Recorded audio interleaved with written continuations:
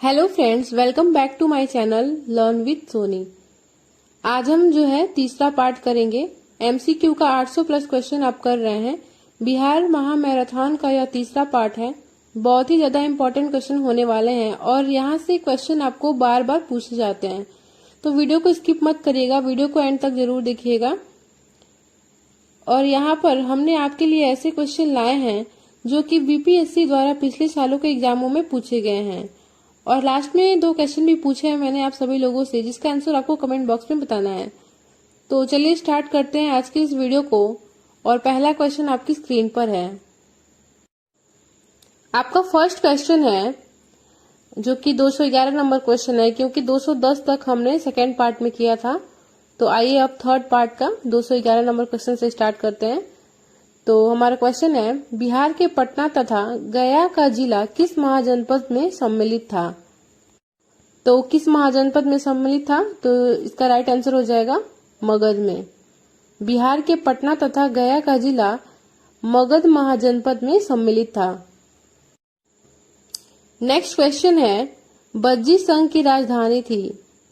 तो बज्जी संघ की राजधानी क्या थी? तो ये थी वैशाली। बज्जी संघ की राजधानी वैशाली थी। बहुत बार क्वेश्चन पूछा गया क्वेश्चन है।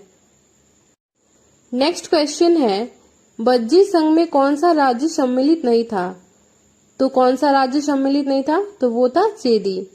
विदेश सम्मिलित था, लिच्छवी सम्मिलित था, ज्ञात्रक भी सम्मिलित था, लेकिन चेदी सम्मिलित नहीं था। तो बज्जी संघ में चेदी राज्य सम्मिलित नहीं था। आपका अगला क्वेश्चन है, मगध तथा अंग महाजनपद को कौन सी नदी पृथक करती थी? तो कौन सी नदी पृथक करती थी? तो वो थी चंपा नदी। मगध तथा अंग महाजनपद को चंपा नदी पृथक करती थी। 215 नंबर क्वेश्चन है, मगध महाजनपद की राजधानी थी। तो मगध महाजनपद की राजधानी क्या थी? तो वो थी गिरिब्रज, जिसको हम लोग राजगीर भी बोलते हैं। अब गिरिब्रज का नया नाम राजगीर पड़ गया है। तो मगध महाजनपद की राजधानी गिरिब्रज या राजगीर थी। नेक्स्ट क्वेश्चन है, बिहार में स्थित कौन सा महाजनपद 8 राज्यों का एक संघ था? तो कौन सा महाजनपद था? तो वो था बज्जी। बिहार में स्थित बज्जी महाजनपद 8 राज्यों का एक संघ था। बहुत बार क्वेश्चन पूछा गया है बस बज्जी से रिलेटेड, तो इस क्वेश्चन को आप ध्यान में रखिएगा। अगला नंबर क्वेश्चन है, प्राचीन भारत के 16 महाजनपदों में एक था। तो कौन था वो? तो वो था अंग। अंग की राजधानी चंपा है, पाटलिपुत्र और गया नहीं है। तो इसलिए प्राचीन भारत के 16 महाजनपदों में एक अंग था। 218 नंबर क्वेश्चन है, महावीर का जन्म स्थल कुंडग्राम बिहार के किस जिले में है? तो किस जिले में है कुंडग्राम? तो वो है वैशाली जिले में। कुंडग्राम जो है वो बिहार के वैशाली जिले में स्थित है। नेक्स्ट क्वेश्चन है, विश्व का पहला गणतंत्र वैशाली में किसके द्वारा स्थापित किया गया? तो किसके द्वारा स्थापित किया गया था? तो वो किया गया था लिच्छवी के द्वारा। यहाँ से क्वेश्चन आपसे बार बार पूछे जाते हैं। ये बार बार इसलिए हम बोल रहे हैं क्योंकि ये क्वेश्चन इतना बार पूछ लिया है कि आप प्रीवियस ईयर में देख सकते हैं। तो काफी ज्यादा इम्पोर्टेंट टॉपिक है ये लिच्छवी का। तो 219 नंबर क्वेश्चन का राइट आंसर हो जाएगा option number D. Next question है, महावीर स्वामी ने अपना अंतिम उपदेश दिया था। तो कहाँ पर दिया था? तो वो दिया था पावापुरी में। महावीर स्वामी ने अपना अंतिम उपदेश पावापुरी में दिया था। आपका अगला क्वेश्चन है, महावीर स्वामी की माता त्रिशला, जिनको हम विदेहता के नाम से भी जानते हैं, कहाँ की राजकुमारी थी? तो वो थी लिच्छवी की राजकुमारी। महावीर स्वामी की माता त्रिशला लिच्छवी की राजकुमारी थी। काफी ज्यादा इम्पोर्टेंट क्वेश्चन है ये। लिच्छवी से जितने भी क्वेश्चन आते हैं बहुत ही ज्यादा इम्पोर्टेंट रहते हैं, तो इसको आप ध्यान में रखिएगा। नेक्स्ट क्वेश्चन है, महावीर स्वामी के पिता सिद्धार्थ का संबंध था। तो इनके पिता का संबंध किससे था? तो इनके पिता का संबंध था बज्जी संघ से। महावीर स्वामी के पिता का संबंध बज्जी संघ से था। नेक्स्ट क्वेश्चन है, जैन धर्म के वास्तविक संस्थापक और 24वें एवं अंतिम तीर्थंकर महावीर स्वामी का जन्म कहाँ हुआ था। ऐसे देखिए कैसे करके क्वेश्चन पूछा है, तो कैसे कैसे करके क्वेश्चन पूछता है। ये आपको लग रहा होगा कि महावीर स्वामी के बारे में तो हमने जान ही लिया है, लेकिन कैसे जाने हैं ये आपको ये भी तो पता होना चाहिए। यहाँ पर देखिए तीन क्वेश्चन है। वास्तविक संस्थापक पूछेगा तो महावीर, 24वां पूछेगा तो महावीर, और अंतिम तीर्थंकर पूछेगा तो महावीर। ठीक है, तीन क्वेश्चन तो यहाँ से बनते हैं। अब आपसे पूछ दिया है कि जन्म कहाँ पे, तो जन्म के बारे में तो आप लोग जानते हैं कि इनका जन्म हुआ था कुंडग्राम में। अगर आपसे पूछ दिया कि इनकी मृत्यु कहाँ हुई थी, तो वो हुई थी पावापुरी में। ये सारे जो है चार पांच क्वेश्चन इनके बारे में हमेशा पूछे जाते हैं। नेक्स्ट क्वेश्चन है, प्रथम जैन संगीति का आयोजन कहाँ हुआ था। तो कहाँ हुआ था, तो ये हुआ था पाटलिपुत्र में। प्रथम जैन संगीति का आयोजन पाटलिपुत्र में हुआ था। नेक्स्ट क्वेश्चन है, प्रथम जैन संगीति की अध्यक्षता किसने की थी। तो किसने की थी प्रथम जैन संगीति की अध्यक्षता, तो वे थे स्थूलभद्र के द्वारा। स्थूलभद्र के द्वारा प्रथम जैन संगीति की अध्यक्षता की गई थी। 226 नंबर क्वेश्चन है, गौतम बुद्ध को ज्ञान प्राप्त हुआ था। तो कहाँ पर हुआ था उनको ज्ञान प्राप्त, तो वो हुआ था 528 ईसा पूर्व में बोध गया में एक वृक्ष के नीचे इन्हें ज्ञान प्राप्त हुआ था। तो 226 नंबर क्वेश्चन का राइट आंसर हो जाएगा ऑप्शन नंबर ए, बोध गया में। गौतम बुद्ध को बोध गया में ज्ञान प्राप्त हुआ था। आपका अगला क्वेश्चन है, बौद्ध धर्म के संस्थापक गौतम बुद्ध ने गृह त्याग के उपरांत सर्वप्रथम कहाँ गए।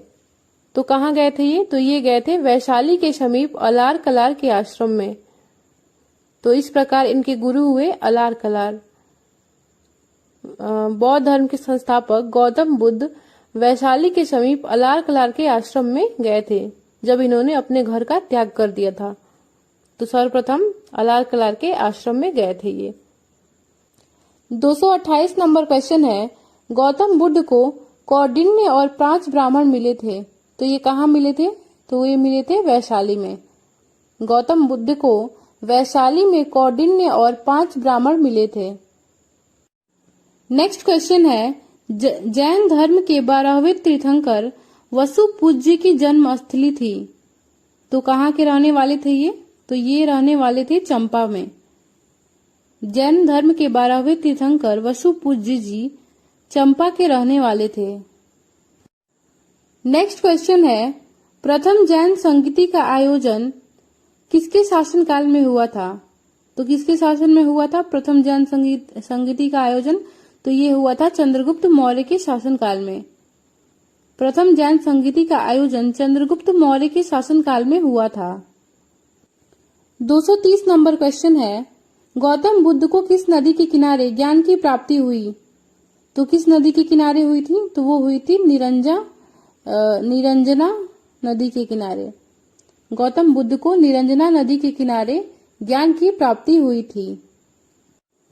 आपका अगला क्वेश्चन है, महात्मा बुद्ध ने पाटलिपुत्र के विनाश के कारणों की भविष्यवाणी की थी, उनमें सम्मिलित थी।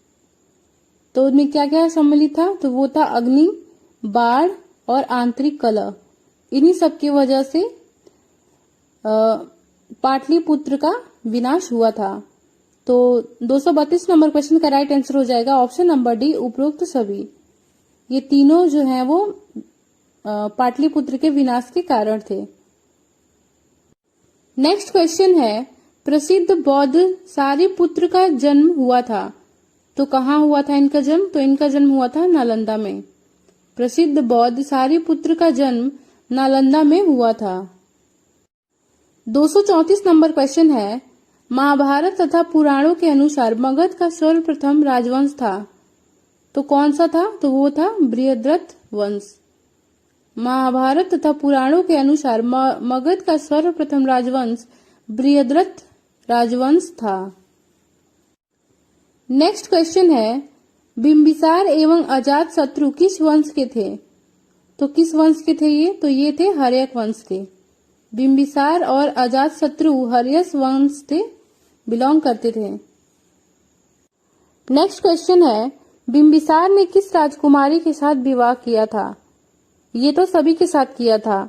खेमा से किया था, कौशल देवी से किया था, चेलना से किया था। ये जो है विवाह करके अपने क्षेत्र को बढ़ाता था। तो 236 नंबर क्वेश्चन का राइट आंसर हो जाएगा ऑप्शन नंबर डी, उपरोक्त सभी से। नेक्स्ट क्वेश्चन है, हर्यक वंश का दूसरा शासक कौन था? तो कौन था हर्यक वंश का दूसरा शासक? तो वो था अजातशत्रु। हर्यक वंश का दूसरा शासक अजातशत्रु था। 238 नंबर क्वेश्चन है, बिंबिसार ने ब्रह्मदत्त को पराजित कर कौन सा राज्य जीता? तो कौन सा राज्य जीता था? तो वो जीता था अंग का क्षेत्र। बिंबिसार ने ब्रह्मदत्त को पराजित करके अंग का क्षेत्र जीता था। नेक्स्ट क्वेश्चन है, मगध साम्राज्य का उत्कर्ष प्रारंभ हुआ था। तो कब प्रारंभ हुआ था? तो ये प्रारंभ हुआ था बिंबिसार के शासनकाल में। मगध साम्राज्य का उत्कर्ष बिंबिसार के शासनकाल में प्रारंभ हुआ था। तो 239 नंबर क्वेश्चन का राइट आंसर हो जाएगा option number B. 240 number question है, मगध साम्राज्य का वास्तविक संस्थापक था। तो कौन था मगध साम्राज्य का वास्तविक संस्थापक? तो वो था बिंबिसार। मगध साम्राज्य का वास्तविक संस्थापक बिंबिसार था। तो जो 240 नंबर क्वेश्चन का राइट आंसर हो जाएगा option number B. Next question है, मगध राज्य की आरंभिक राजधानी थी। तो कौन सी थी राजधानी? तो वो थी गिरिव्रज, जिसको अब राजगीर भी कहा जाता है। गिरिव्रज का नाम बदल के राजगिरी रख दिया गया है। तो मगध राज्य की आरंभिक राजधानी गिरिव्रज यानी कि राजगिरी थी। आपका अगला क्वेश्चन है, प्राचीन भारत में साम्राज्यवाद की शुरुआत और विकास का श्रेय दिया जाता है। तो किसको दिया जाता है श्रेय? तो वो दिया जाता है मगध को। प्राचीन भारत में साम्राज्यवाद की शुरुआत और विकास का श्रेय मगध को दिया जाता है। तो 242 नंबर क्वेश्चन का राइट आंसर हो जाएगा ऑप्शन नंबर सी। आपका अगला क्वेश्चन है, बोध गया में महाबोधि मंदिर बनाया गया है जहां? तो कहां पर बनाया गया है? तो वहां पे बनाया गया है जहां पे गौतम बुद्ध को ज्ञान प्राप्त हुआ था। बोध गया में महाबोधि मंदिर बनाया गया है वहां पे जहां पे गौतम बुद्ध को ज्ञान प्राप्त हुआ था। नेक्स्ट क्वेश्चन है, निम्नलिखित में से किस नगर से महात्मा बुद्ध का घनिष्ठ संबंध रहा है? तो महात्मा बुद्ध का संबंध राजगीर से भी रहा है, बोध गया से भी रहा है और वैशाली से भी रहा है। तो 244 नंबर क्वेश्चन का राइट आंसर हो जाएगा ऑप्शन नंबर डी, उपरोक्त सभी से, यानी कि इन तीनों से। महात्मा बुद्ध का घनिष्ठ संबंध इन तीनों राज्यों से रहा है। नेक्स्ट क्वेश्चन है, द्वितीय बौद्ध संगति का आयोजन वैशाली में हुआ। इसमें किए गए कार्य? तो क्या कार्य थे? तो इसका मेन कार्य था कि बौद्ध धर्म दो भागों स्थाविर और महासंघिक के रूप में विभाजित हुआ था। द्वितीय बौद्ध संगति का आयोजन का मेन कार्य था कि बौद्ध धर्म दो भागों स्थाविर पहला और दूसरा महासंघिक के रूप में विभाजित हुआ था। आपका अगला क्वेश्चन है, तृतीय बौद्ध संगति का आयोजन पाटलिपुत्र में हुआ। इसमें किए गए कार्य क्या थे? तो इसका जो मुख्य कार्य था वो था कि कुछ कठोर नियम बनाए गए तथा अभिधम्म पिटक का संकलन किया गया। तृतीय बौद्ध संगति का मेन कार्य था कि कुछ कठोर नियम बनाना और अभिधम्म पिटक का संकलन करना। नेक्स्ट क्वेश्चन है, पाटलिपुत्र नगर की स्थापना किस शासक ने की थी? तो किस शासक ने की थी? तो वो थे उदयन के द्वारा। पाटलिपुत्र नगर की स्थापना उदयन के द्वारा की गई थी। नेक्स्ट क्वेश्चन है, अजातशत्रु ने किस राज्य के साथ युद्ध में प्रथम बार रथमूसल तथा महाशिला कंटक नामक हथियारों का प्रयोग किया था? तो किसके साथ किया था? तो वो किया था लिच्छवी के साथ। देखिए यहाँ पे लिच्छवी का क्वेश्चन फिर से रिपीट किया है, काफी ज्यादा इंपॉर्टेंट टॉपिक है ये लिच्छवी का क्वेश्चन। तो इस टॉपिक को आप हमेशा ध्यान में रखिएगा। इस टॉपिक से हर बार हर एग्जाम में क्वेश्चन पूछे जाते हैं। तो अजातशत्रु ने लिच्छवी राज्य के साथ युद्ध में प्रथम बार रथमूसल तथा महाशिलाकंटक नामक हथियारों का प्रयोग किया था। नेक्स्ट क्वेश्चन है, प्रथम मगध साम्राज्य का उत्कर्ष किस शताब्दी में हुआ था? तो किस शताब्दी में हुआ था? तो वो हुआ था 6ठी शताब्दी ईसा पूर्व में। प्रथम मगध साम्राज्य का उत्कर्ष 6ठी शताब्दी ईसा पूर्व में हुआ था। तो 249 नंबर क्वेश्चन का राइट आंसर हो जाएगा ऑप्शन नंबर सी। आपका अगला क्वेश्चन है, अजातशत्रु के साथ प्रेम संबंध के लिए चर्चित नर्तकी आम्रपाली कहाँ की थी? तो कहाँ की थी आम्रपाली? तो वो थी वैशाली की। अजातशत्रु के साथ प्रेम संबंध के लिए चर्चित नर्तकी आम्रपाली वैशाली की रहने वाली थी। तो 250 नंबर क्वेश्चन का राइट आंसर हो जाएगा option number C. Next question है, राजगीर में दुर्ग तथा स्तूप की स्थापना मगध के किस शासक ने की? तो किस शासक ने की थी? तो वो शासक थे उदयन। उदयन नामक शासक ने राजगीर में दुर्ग तथा स्तूप की स्थापना की थी। नेक्स्ट क्वेश्चन है, प्रथम बौद्ध संगीति का आयोजन कहाँ हुआ था?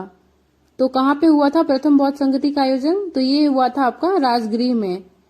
राजगिरी का पुराना नाम गिरिव्रज था।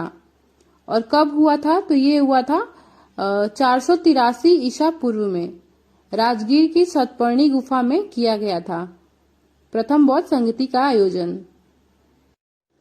नेक्स्ट क्वेश्चन है, प्रथम बौद्ध संगीति का आयोजन किसके शासनकाल में हुआ था?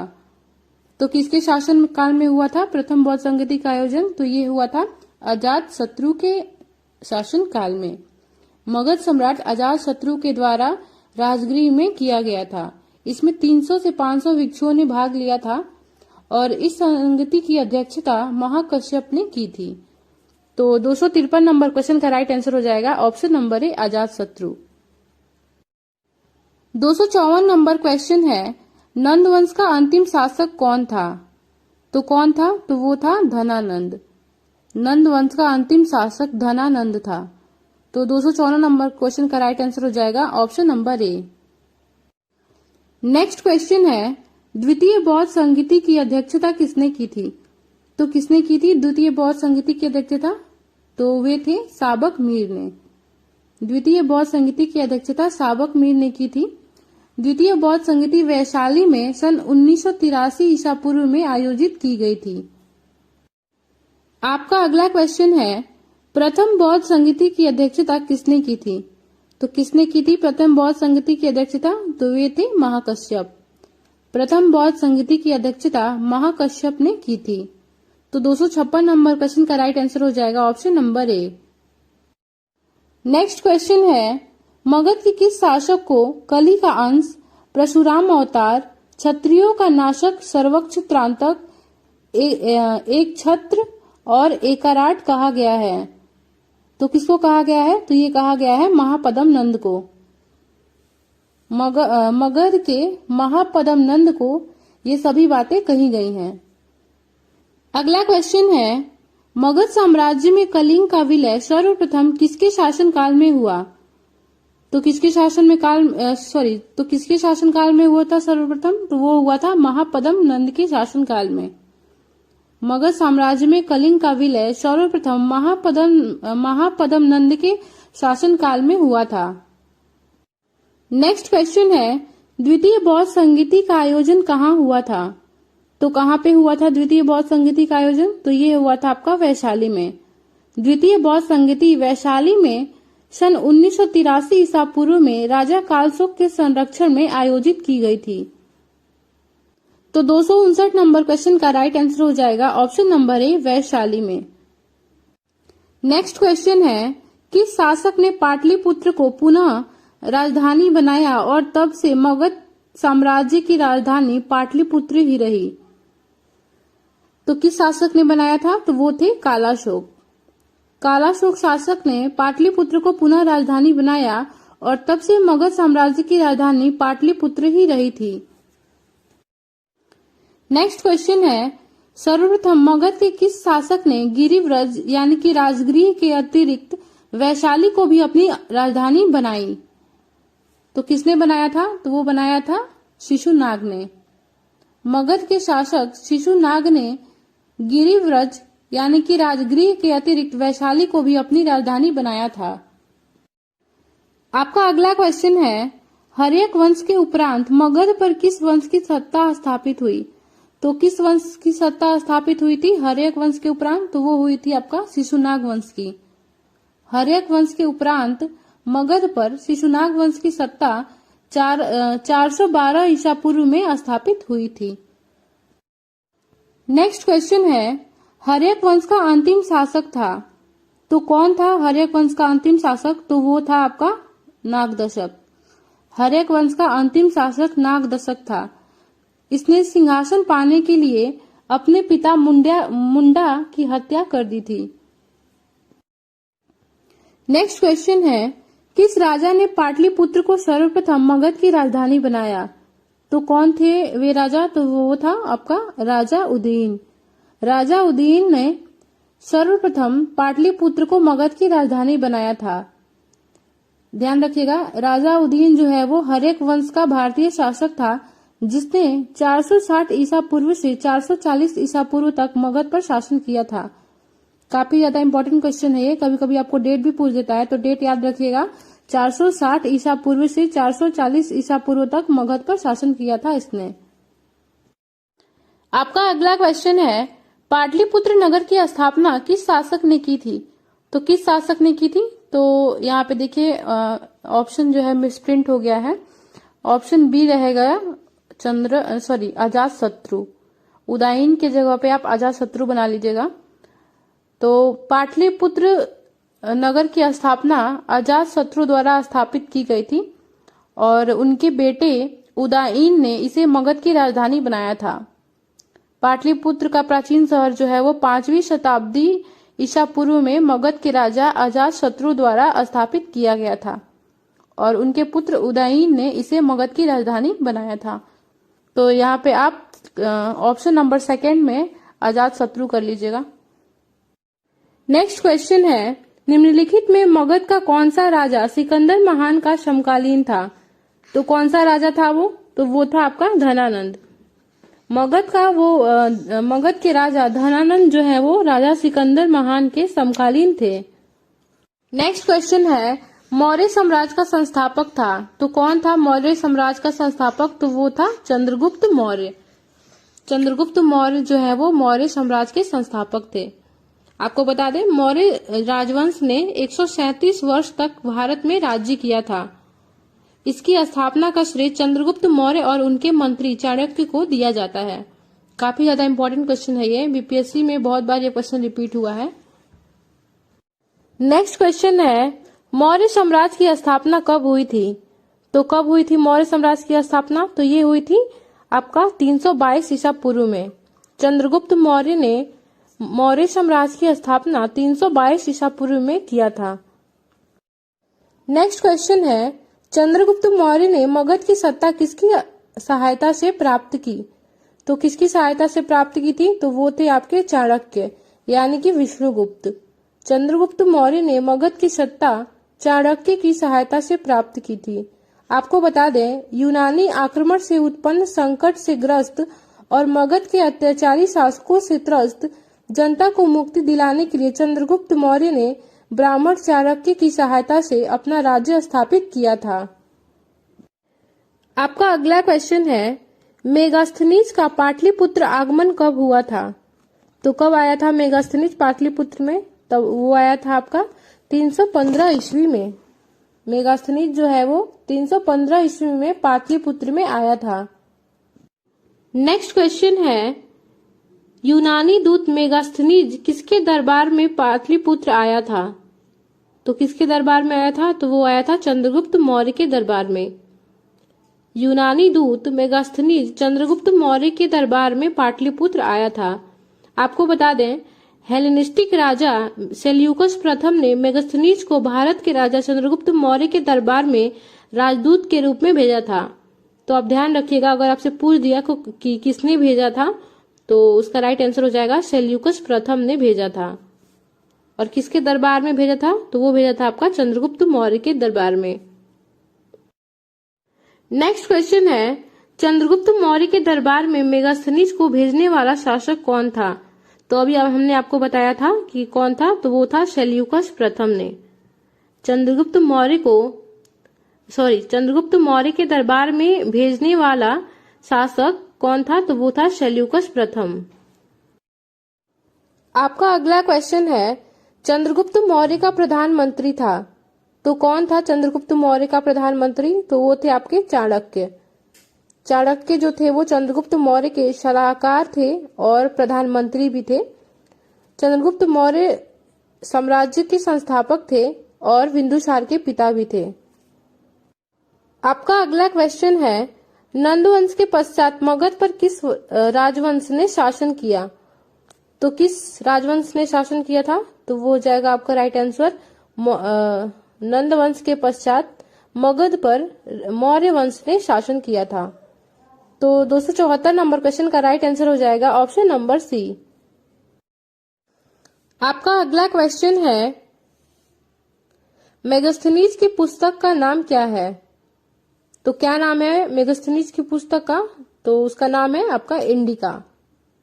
मेगास्थनीज की पुस्तक का नाम इंडिका है। आपको बता दें, इंडिका ग्रीक लेखक मेगास्थनीज द्वारा यूनानी भाषा में लिखी गई एक पुस्तक है जिसमें मौर्यकालीन भारत के समाज, नगरों और भूगोल का विस्तृत वर्णन है।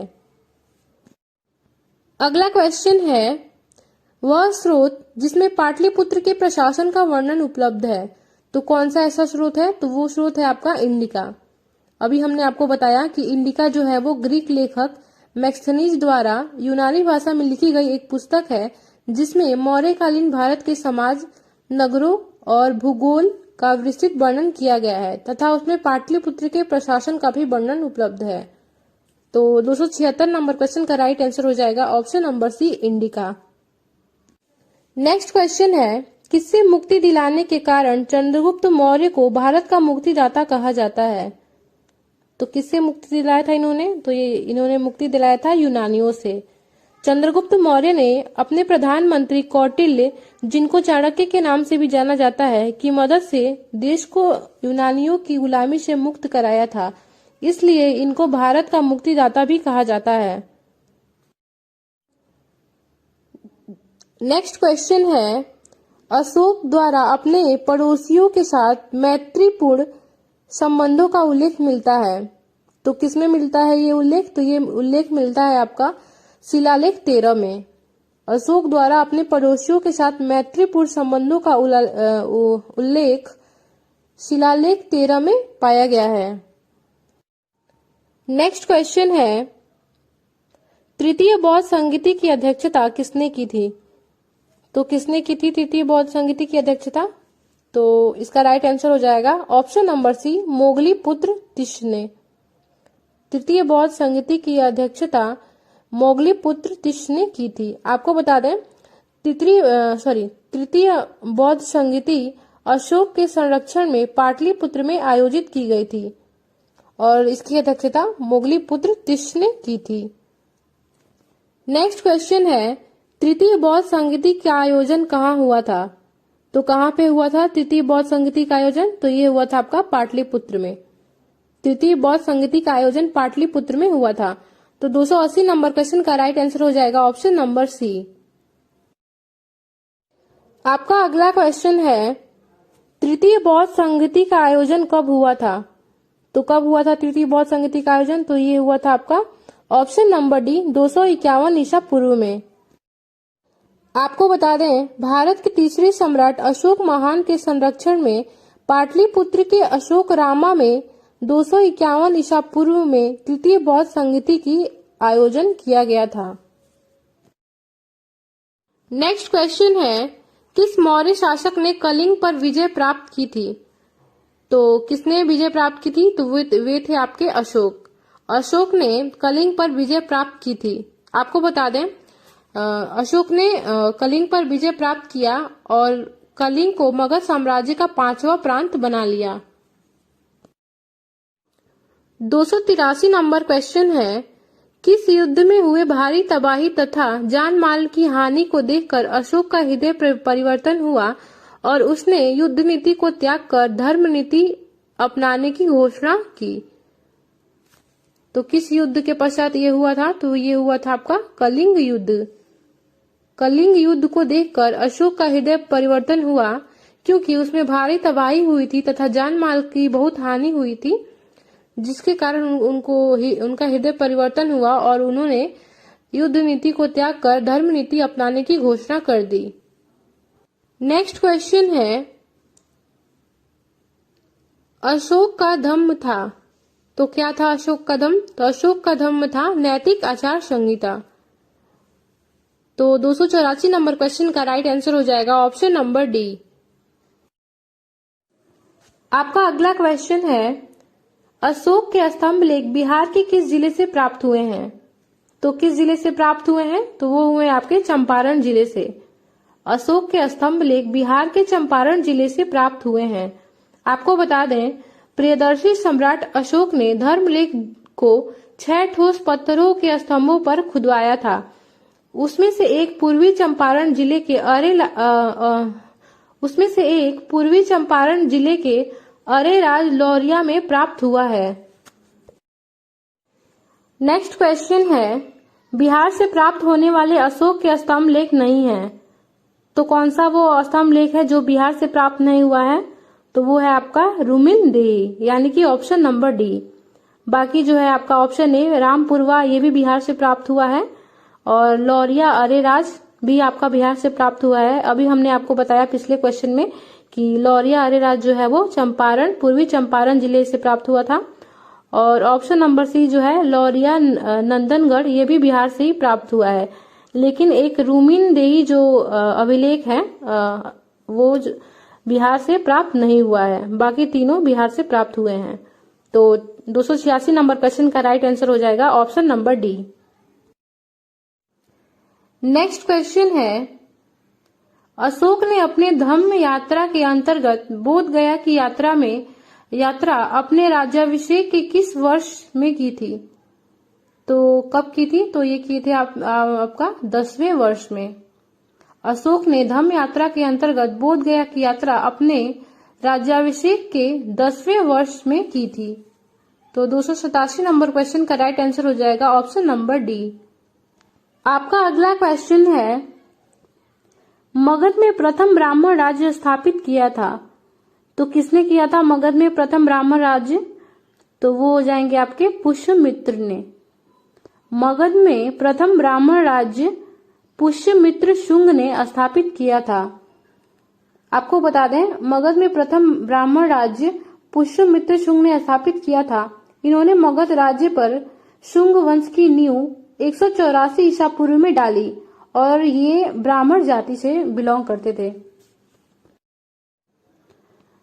आपका अगला क्वेश्चन है, पाटलिपुत्र पर डेमेट्रियस का आक्रमण हुआ था।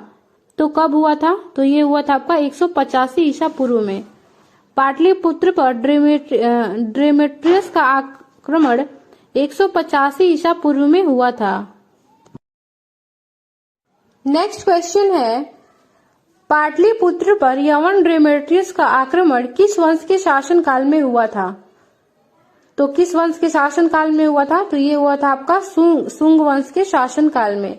पाटलिपुत्र पर यवन डेमेट्रियस का आक्रमण शुंग वंश के शासन काल में हुआ था। तो 290 नंबर क्वेश्चन का राइट आंसर हो जाएगा ऑप्शन नंबर डी। आपका अगला क्वेश्चन है, किस शुंग शासक ने पाटलिपुत्र में स्थित कुक्कुटराम विहार को 3 बार नष्ट करवाने का प्रयत्न किया? तो किसने किया था? तो वो किया था आपका पुष्यमित्र ने। शुंग शासक पुष्यमित्र ने पाटलिपुत्र में स्थित कुक्कुटराम विहार को 3 बार नष्ट करवाने का प्रयत्न किया था। तो 291 नंबर क्वेश्चन का राइट आंसर हो जाएगा option number A. Next question है, शुंग वंश का संस्थापक था। तो कौन था शुंग वंश का संस्थापक? तो वो था आपका पुष्यमित्र शुंग। शुंग वंश के संस्थापक पुष्यमित्र शुंग थे। पुष्यमित्र शुंग इस राजवंश के प्रथम शासक थे। पुराणों में पुष्यमित्र शुंग को सेनानी के रूप में माना गया है। नेक्स्ट क्वेश्चन है, मौर्य साम्राज्य के उपरांत मगध पर किस वंश का शासन स्थापित हुआ? तो किस वंश का शासन स्थापित हुआ था? तो वो हुआ था आपका शुंग वंश का। मौर्य साम्राज्य के उपरांत मगध पर शुंग वंश का शासन स्थापित हुआ था। तो 293 नंबर क्वेश्चन का राइट आंसर हो जाएगा option number A. 294 number question है, शुंग वंश के पतन के बाद मगध पर किस वंश का शासन स्थापित हुआ था? तो किस वंश का शासन स्थापित हुआ था? तो वो था आपका काण्व वंश का। शुंग वंश के पतन के बाद मगध पर काण्व वंश का शासन स्थापित हुआ था। आपका अगला क्वेश्चन है, काण्व वंश की सत्ता समाप्त की। तो किसने समाप्त की थी काण्व वंश की सत्ता को? तो वे थे आपके आंध्र के सातवाहनों ने। आंध्र के सातवाहनों ने काण्व वंश की सत्ता को समाप्त कर दी थी। आपको बता दें, सातवाहन वंश ने काण्व वंश को पराजित कर अपना साम्राज्य स्थापित किया था। तो 295 नंबर क्वेश्चन का राइट आंसर हो जाएगा option number A. Next question है, काण्व वंश के उपरांत पाटलिपुत्र पर कुछ समय के लिए किस वंश के राजाओं ने शासन किया था? तो किस वंश के राजाओं ने शासन किया था पाटलिपुत्र में? तो वे थे आपके मित्र वंश के राजाओं ने। काण्व वंश के उपरांत पाटलिपुत्र पर मित्र वंश के राजाओं ने शासन किया था। कुछ ही समय के लिए किया था, लेकिन मित्र वंश के राजाओं ने शासन किया था। काफी ज्यादा इंपॉर्टेंट क्वेश्चन है ये, बीपीएससी में बार बार पूछा गया ये क्वेश्चन है। इस क्वेश्चन को आप ध्यान में रखिएगा। नेक्स्ट क्वेश्चन है, शुंग कला के उत्कृष्ट नमूने बिहार के किस स्थान से प्राप्त हुए हैं? तो किस स्थान से प्राप्त हुए हैं? तो वो आपका स्थान है आपका बोध गया। शुंग कला के उत्कृष्ट नमूने बिहार के बोध गया से प्राप्त हुए हैं। तो 297 नंबर क्वेश्चन का राइट आंसर हो जाएगा ऑप्शन नंबर ए। आपका अगला क्वेश्चन है, काण्व वंश की राजधानी थी। तो काण्व वंश की राजधानी क्या थी? तो आपकी पाटलिपुत्र थी। काण्व वंश की राजधानी पाटलिपुत्र थी। आपका अगला क्वेश्चन है, शुंग वंश की राजधानी थी। तो शुंग वंश की राजधानी क्या थी? तो शुंग वंश की भी राजधानी पाटलिपुत्र ही थी। काण्व वंश तथा शुंग वंश दोनों की राजधानी पाटलिपुत्र ही थी। आपका अगला क्वेश्चन है, कलिंग शासक खारवेल ने मगध पर आक्रमण किया था। तो कब किया था? तो वो किया था आपका पहली शताब्दी के अंत में। कलिंग शासक खारवेल ने मगध पर आक्रमण पहली शताब्दी के अंत में किया था। तो 300 नंबर क्वेश्चन का राइट आंसर हो जाएगा option number A. Next question है, बिहार में गुप्त शक्ति के संगठन का श्रेय किसे दिया जाता है? तो किसे दिया जाता है? तो वो दिया जाता है आपका चंद्रगुप्त द्वितीय को। बिहार में गुप्त शक्ति के संगठन का श्रेय चंद्रगुप्त द्वितीय को दिया जाता है। तो 301 नंबर क्वेश्चन का राइट आंसर हो जाएगा ऑप्शन नंबर बी। आपका अगला क्वेश्चन है, गुप्त साम्राज्य की प्रथम राजधानी थी। तो क्या थी गुप्त साम्राज्य की प्रथम राजधानी? तो वो थी आपकी पाटलिपुत्र। गुप्त साम्राज्य की प्रथम राजधानी पाटलिपुत्र थी। 303 नंबर क्वेश्चन है, किस शासक से श्रीलंका के राजा मेघवर्मन ने गया में एक बौद्ध मठ स्थापित करने की अनुमति मांगी थी? तो श्रीलंका के राजा मेघवर्मन ने किससे अनुमति मांगी थी? तो वो थे आपके समुद्रगुप्त से। शासक समुद्रगुप्त से श्रीलंका के राजा मेघवर्मन ने एक बौद्ध मठ स्थापित करने के लिए सहमति मांगी थी। नेक्स्ट क्वेश्चन है, नालंदा विश्वविद्यालय की स्थापना का युग है। तो किस युग में नालंदा विश्वविद्यालय की स्थापना हुई थी? तो इसका राइट आंसर हो जाएगा गुप्त युग में। नालंदा विश्वविद्यालय की स्थापना गुप्त युग में हुई थी। आपका अगला क्वेश्चन है, नालंदा विश्वविद्यालय का संस्थापक कौन था? तो कौन था संस्थापक? तो संस्थापक थे कुमारगुप्त। नालंदा विश्वविद्यालय का संस्थापक कुमारगुप्त था। नेक्स्ट क्वेश्चन है, चीनी यात्री हेनसांग ने किस विश्वविद्यालय में अध्ययन किया था? तो किस विश्वविद्यालय में अध्ययन किया था? तो इसका राइट आंसर हो जाएगा ऑप्शन नंबर बी, नालंदा विश्वविद्यालय में। चीनी यात्री हेन सांग ने नालंदा विश्वविद्यालय में अध्ययन किया था।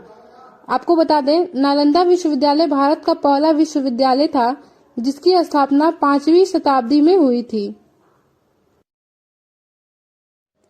नेक्स्ट क्वेश्चन है,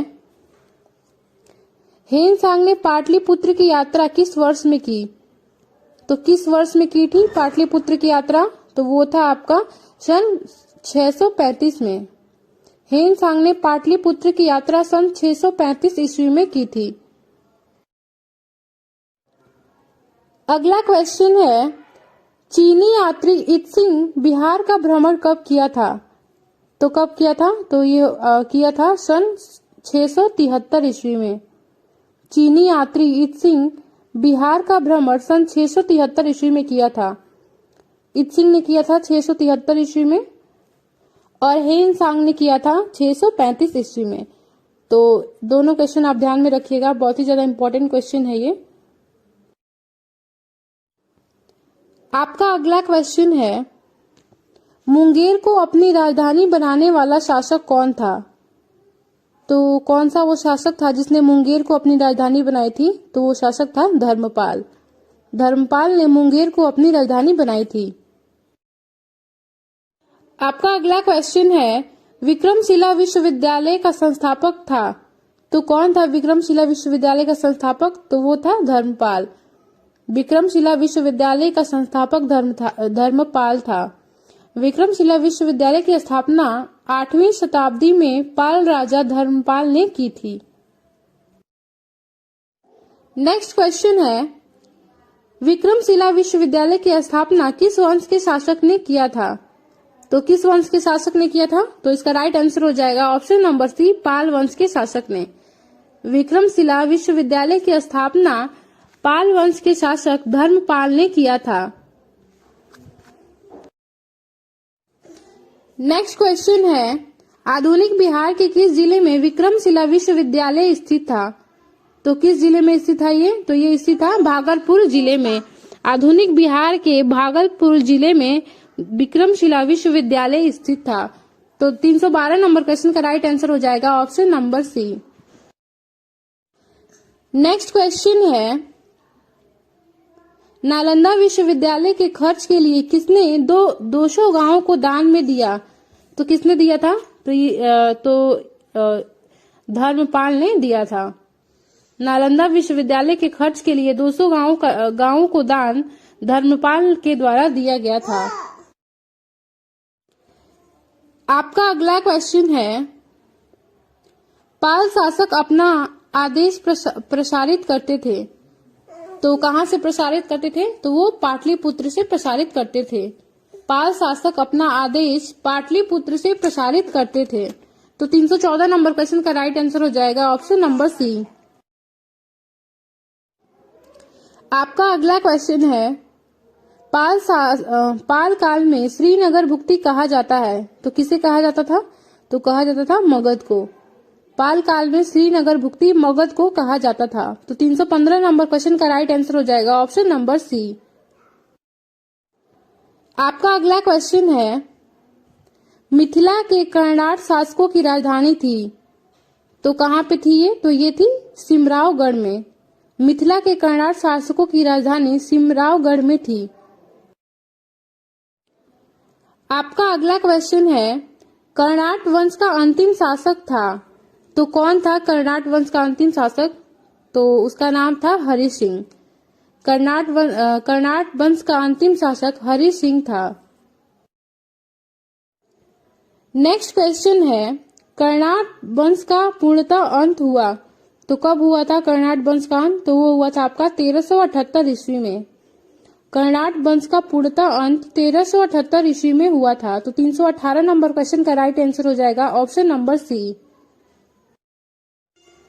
नेक्स्ट क्वेश्चन है, बिहार में किसके समय में पंजी प्रबंध का विकास हुआ था? तो किसके समय में हुआ था विकास? तो ये हुआ था आपका कर्नाट शासक के समय में। बिहार में कर्नाट शासक के समय में पंजी प्रबंध का विकास हुआ था। आज का हमारा लास्ट क्वेश्चन है जो कि आपके लिए है, बिहार का प्रथम मुस्लिम विजेता कौन था? तो इस क्वेश्चन का आंसर आप हमें कमेंट बॉक्स में जरूर बताइएगा क्योंकि ये क्वेश्चन आपके लिए ही था। सो फ्रेंड्स, आज की वीडियो में बस इतना ही। अगर आपको वीडियो पसंद आया हो तो वीडियो को लाइक, शेयर और अगर आप चैनल पे नए हैं तो चैनल को सब्सक्राइब कर लीजिए और बेल आइकन को जरूर दबाइए ताकि मेरे आने वाले अगले वीडियो का नोटिफिकेशन आप तक पहुंच पाए। तो फिर कल मिलते हैं एक नए वीडियो के साथ, तब तक के लिए बाय।